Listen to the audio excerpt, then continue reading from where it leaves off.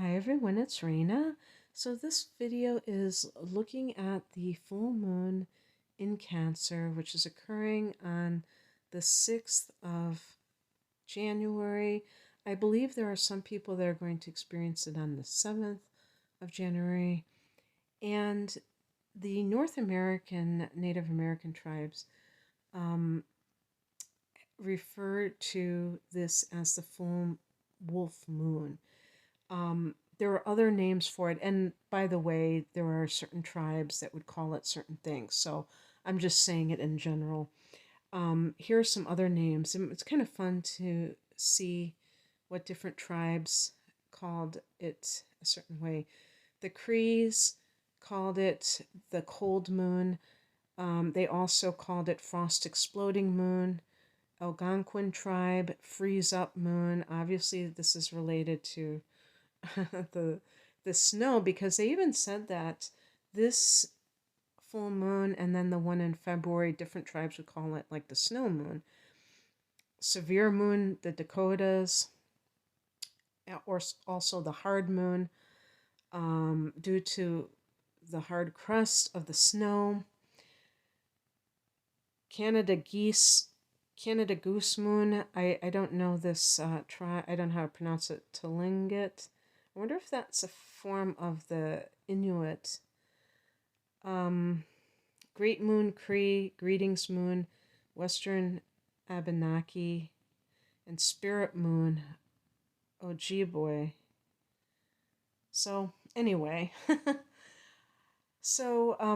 just calling it the Wolf Moon. I just like the idea. They said that the Wolf Moon, the reason they called it that is because the wolves were howling the most at this time, or you could hear them, yeah, more likely to howl.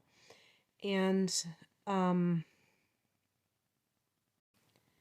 they thought it was due to hunger, but it was actually other things like, being territorial and their hunting coordination. That was other things that they mentioned. I'm getting this information from almanac.com. So this full moon is at 16 degrees of Cancer. At every full moon, the sun is opposing the moon. So you have this kind of like dualism going on between two signs. In this case, Capricorn ruling the 10th house of career and what that represents, and the home front, which is Cancer. So sometimes this issue of nurturing children can come up in one way or the other. Maybe it's even nurturing yourself, reparenting yourself. 10th house can be the authority figures, or, when I say 10th house, I'm talking about Capricorn and Saturn, the ruler of the 10th house. So sometimes people have given their authority away to others, their own inner authority, and that has caused them not to nurture themselves. And they are finding this out because full moons can bring discoveries. And learning that we have to take care of ourselves. We can't outsource this ultimately. Yes, of course, there are people that can aid in the process, but we have to take that responsibility ultimately. Mercury is right up in here. So because of that, because the sun is in conjunction with Mercury, and Mercury is retrograde, remember that. Issues from the past revisit themselves, and they are front and center. And because the moon is opposing Mercury, our emotional reactions are rejecting this information. And, I already see it. I already see it happening because people don't want to know. It's triggering them emotionally. And when I say people, I'm not talking about everyone. I'm talking about the collective, but not everyone in this world is tuned in at the same level. So when I'm talking about the collective, I'm talking about the maybe the majority of people. And some people are waking up, and this is what all this insanity is going on that we know about. I mean, this is old stuff. A lot of you already know this, but for people that are approaching astrology from different vantage points, you notice that if you're old enough to be able to compare life, and a lot of you are, you can see that the last few years have been quite insane. And that is because um, we're at this juncture in humanity where we can't just keep doing the same old, same old. The planet is ascending, we are ascending. And it's a very messy process of kind of like leveling up spiritually, if you will. And it involves a bunch of events that are taking place. Some people call them disclosure, whatever you want to call them. And there, I know a lot of us are looking for that dramatic moment, but I think that it is coming out in dribs and drabs. And there might be some times when it's just like this big thing that happens, but we don't know exactly when that's going to occur. I admit that I have in the past thought that certain things were going to happen at certain times, and they didn't. And that's okay, because I don't call myself a psychic anyway. I'm just looking at the astrology. But the thing is that, um, there is this. I've heard other energy readers and people in this area talk about this and talk about 2032, which is 10 years from now. There might be astrological alignments that go along with that. I don't know if this is something, there's so many people are coming at these kinds of whatever you want to call them, predictions from different vantage points, different methodologies, and they're talking about 2032. And that makes sense to me because I do think that we're undergoing a transitional period. Pluto is going into Aquarius in March of 2023, and I did not know this because I do not look way ahead. But I heard another astrologer say that Pluto is going to be in Aquarius for 20 years. Now, I was shocked by this because I assumed that it always had 15-year transits, and apparently it can vary because the one in Capricorn will probably ultimately be like 16 years. I mean, it's a generational planet, and generations we usually would say is, how long does it take for one generation to reproduce? Well, we would say, when you have reached puberty, so that would have to be 15 or 16, something like that. Actually, unfortunately, it's getting younger and younger, but, basically we would say, I always thought it would be like a 20-year cycle, but it can be a little bit less than that. And so, yeah, so for the next 20 years, because Aquarius represents the collective, it makes sense that Pluto will be transforming our very way of life and humanity as a whole. But on the microcosm level, for this full moon, we are looking at this snapshot in time, what is happening. And we are seeing a lot of positive angles to Uranus, which is the ruler of Aquarius. The sun is trining it, the moon is sextiling it, and Mercury is trining it. And the reason that this is so important is because Uranus is about freedom and individuality and even revolution. And with the sun and Mercury trining Uranus, it's really about, our mindset. Are we breaking out of the matrix, the paradigm? Is there going to be a paradigm shift? But does it start with us? Yes, it does. With the sun, what we came here to express in this lifetime, it is cooperative right now with that.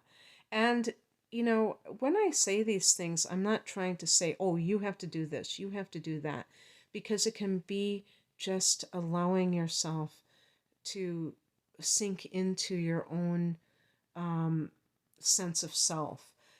So many times we have people in our life who are trying to impose certain things upon us or project certain things upon us. I'm talking about people in your life that are close to you.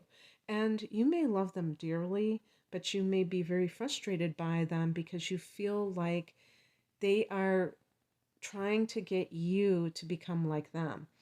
And if you are if you feel that you are undergoing an awakening right now, even if it's in the very early stages, this can be especially painful and lonely because you can feel totally disconnected from them. Ultimately, you can make peace with this. Sometimes you do part ways with certain people that you really are just vibrationally mismatched at this time, but it doesn't have to be something truly upsetting because it really is for your highest good. Again, it's like this messiness in the interim that creates some of the self doubt or feelings of isolation. Now, another thing that's really great is we have a trine between Venus and Mars, and that is really great for feeling a sense of everything that you're doing is being done with ease. And so, at the time of a full moon, sometimes it's very emotional. Certainly with this one, it might be because it is in Cancer, but Cancer is the mother, and the mother can hold us in her arms if we allow it.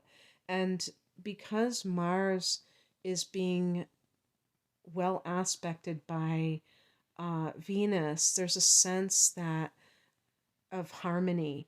So we're not lashing out angrily because sometimes Mars can be anger coming out. But this is something that is very positive and it really tames Mars. Also, Venus is forming a conjunction with Pluto. So this is about your financial empowerment. And it doesn't mean anything specifically because, really, to tell you the truth, you've been hearing on the news a lot about all these things that are happening with the economy. And even if we can point to that, like, we can see certain things that are true about that, um, it's a relative truth.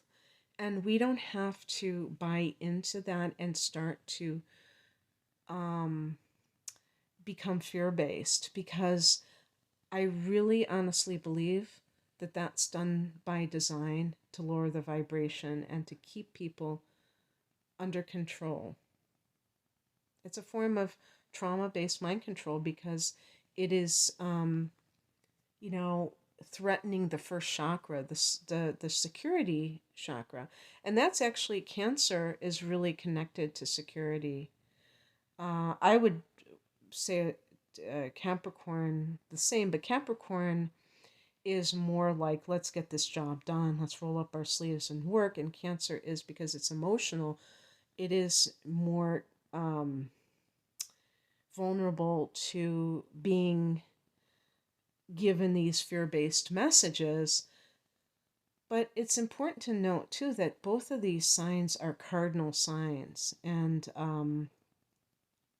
Jupiter just went back into um, Aries, which is also a cardinal sign, and that is wonderful because it means that we can take charge of our situation. We do not have to play the victim. And actually, I was just looking, and Jupiter's forming a conjunction with Pluto, and some people may not know this, but two planets can form a conjunction even if they're in different signs. Did I say Pluto? I'm sorry, I meant Neptune. Neptune is in Pisces, Jupiter is in whatchamacallit, Aries, but it's probably, I don't have my ephemeris in front of me. It's probably like at 1 degree or some very early degree of Aries. So it is close enough to make that kind of contact with Pluto, with, I keep saying Pluto, with Neptune. And the beautiful thing about this is that you can really think about your wildest dreams. Um, Neptune can be about visualization, even. I feel like anything that has to do with imagining things. I mean, with law of attraction, they talk about envisioning your dream life. And so I would put Neptune in that category because, Neptune is associated with fantasy. But also, Neptune is associated with the non material realities, right? So when things are brought into manifestation, it starts with the upper chakras, it starts with um, the mind, where things are intangible. You bring it down to those to the material level. That's what manifestation is all about. So definitely don't be afraid to do that, especially as it pertains to these two areas of life that are opposing one another: your career um, and your place in this world, and your home base. And really see these areas as more than just what they are on paper. Like, your home isn't just, okay, this is my property, or this is where I'm renting, this is where I lay my head down at night. This is your refuge. This can be your temple where you meditate, where you, if you are an artist, this is where you create. So it's so much more than just, the place where you lay your head down at night. And your career, or your reputation, that can be the 10th house. It's so much more than that. That's the mundane version. Um, I call the 6th house of work service to others. And I would say that the 10th house really is like that Dharma, you know, how you came to help humanity and how they see you as helping humanity. And so we can take it past the ego that needs to define everything and needs to maybe feel like we are important. And we can feel important, but coming from that desire to be service to others. And let's see if there's anything else I wanted to talk about.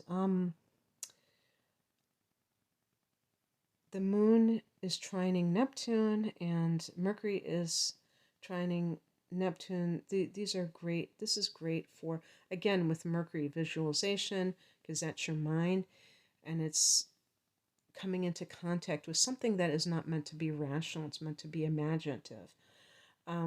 So this is great for artistic projects, but also the moon trining Neptune is very good for your intuition in general.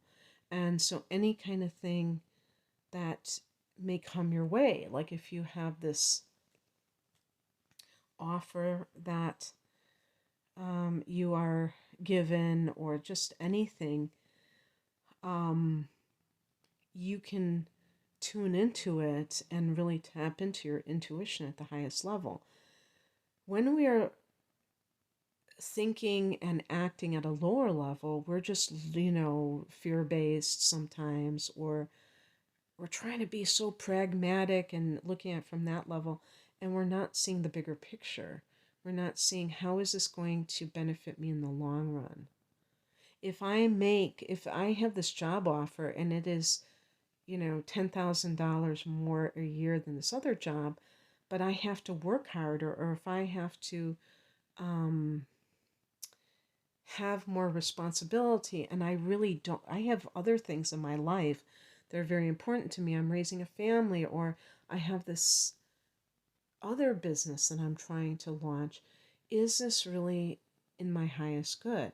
And you can really tune into what is the best decision for me. So, um, really, this is about nurturing yourself because you're the one who is in charge of yourself. Um, when we were children, we had parents, or other caretakers, and that's what Cancer represents is the parent. You could say the mother, but by extension, the parent. And when we become adults, we transfer that ultimate authority onto ourselves. And that is what helps us to nourish ourselves properly, make decisions that will be in our best interests, and love ourselves. That's another thing. Honor ourselves. Okay, that's what I have for you. I hope that you have a beautiful, magical full moon. If you would like a private reading with me, the link is below. Take care. Bye.